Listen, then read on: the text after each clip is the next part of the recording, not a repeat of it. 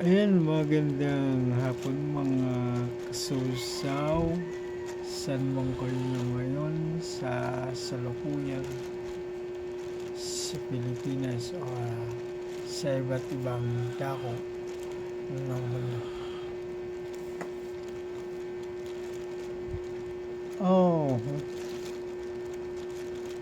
yung mga bagay na nagaganap, halimbawa dun sa Cebu, sa Davao,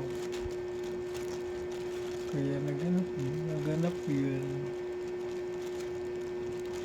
dahil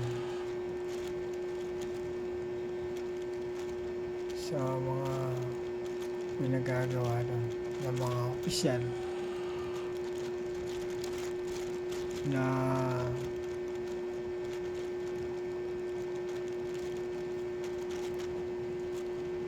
dumadaklak pupuna sa ginagawa ng leader ng buong Pilipinas. So, kung kuda ka sa mga ginagawa ng leader ng buong Pilipinas, gumawa ka ng para sa'yo kung sa sinasakupan mo. Dalawin mo yung kapwa Pilipino mo yung sa sulok na lugar na sinasakupan mo. May kasama ka naman yung mga konsihal, chairman sa bawat may mga barangay naman, may mga barangay bawat lugar doon sa sinasakupan mo, diba? So dalawin mo kung anong kulang doon, yun mo gawin sa mga dapat may logbook ka susulat mo kung ano pangangailangan doon para matuwa ang sinasakupan mo doon sa lugar nyo. Right?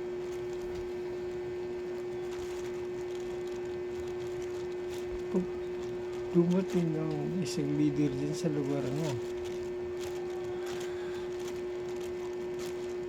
hindi naman sa kusapan, open naman yun ang leader na yun, diba? Para sa pangangailangan ng sinasakupan mo. Kaya lang kung halos ka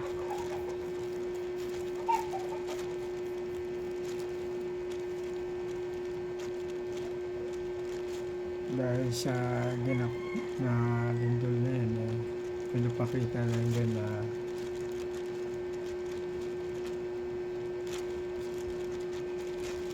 kung pupunta ba ang leader, pumunta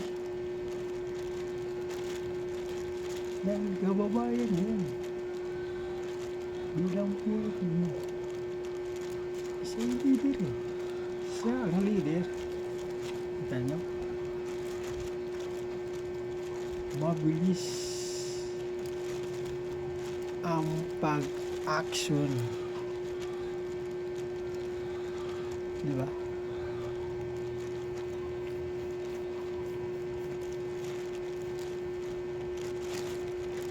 Dapat bawat barangay may sulat, bawat mga sambahay ng mga Pilipino. Kung duda ka sa chairman, paano mismo pumunta, diba? Dapat ganun ang ginagawa ngayon para yung taong bayan hindi galit sa inyo. Pagtakbo nyo mali, panalo na kayo dahil nagawa yung business nila ngayon. Sasakupan yung leader, sakupan yung leader.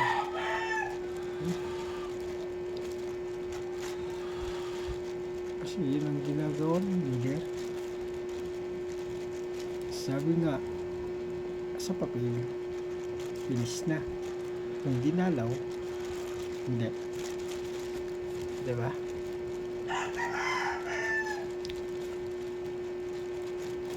Kaya sana yung flood control dun sa lugar nyo.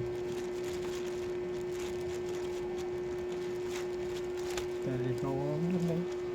At sinusubaybay mo rin doon. Hindi lang si Itari. Kasi si Itari hindi lang isang lugar yun. Kundi buong Pilipinas yun. Sinasakupan niya.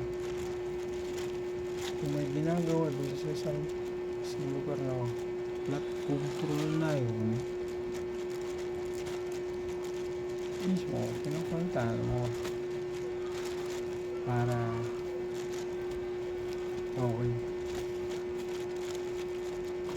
Talagang ginagawa ng mga sumina o pag nakita mo hindi maganda, tatawag mo lang sa sekretary. Anak, hindi okay yung ginagawa. Nakulang yung kapan. Siminto. Kung maliit yung bakal. Dapat sino man kayo, dapat yun ang ginagawa nyo sa pagdalaw sa mga bawat barangay. Sana yun ang ginagawa para bawat tulong ng galing gobyerno naabot talaga dahil sa inyong pagmamalasakit. Kung wala kang malasakit, huwag na kayong bubulang isang service servant. Mga kasawsaw, saan man kayo ngayon sa sulok ng Pilipinas, sa iba't ba daw ng buong mundo, ay laging tatandaan, ang taong mabait laging ginagawa yan sa itaas. Bye-bye! Sa muli.